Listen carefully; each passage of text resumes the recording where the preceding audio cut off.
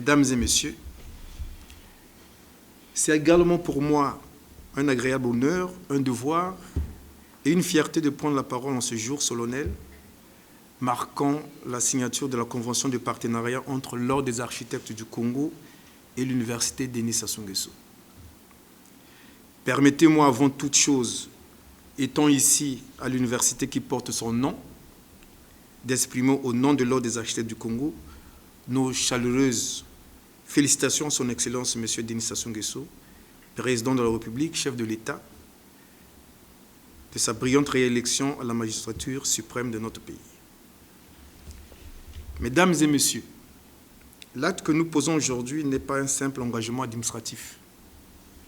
Il constitue une étape importante dans notre volonté commune de renforcer les liens entre le monde académique et les exigences de la pratique professionnelle de l'architecture au Congo. À cet égard, il apparaît comme une réponse concrète, pertinente et structurante aux défis majeurs auxquels notre pays est confronté, notamment en matière d'employabilité des jeunes, de professionnalisation des cursus et de valorisation des compétences nationales. L'acte que nous posons constitue un levier stratégique au service des politiques publiques de développement, en ce qu'il favorise la synergie entre le monde académique et les corps professionnels organisés. Dans les secteurs de l'architecture, de l'urbanisme et du bâtiment, qui sont au cœur des enjeux d'aménagement du territoire, de modernisation des infrastructures et d'amélioration du cadre de vie et du cadre bâti de nos concitoyens, cette collaboration revêt une importance capitale. Il n'y a pas de développement sans université.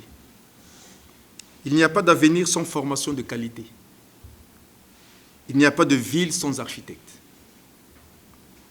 C'est eux qui symbolisent l'acte de bâtir, de concevoir, de rénover, d'aménager.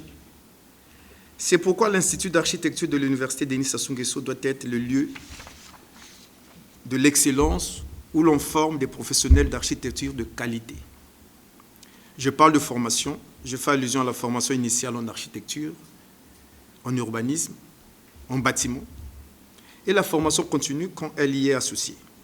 Elle doit être de qualité. L'architecture, au-delà de sa dimension esthétique, est une expression culturelle d'une société en termes d'espace, de forme, de contexte historique.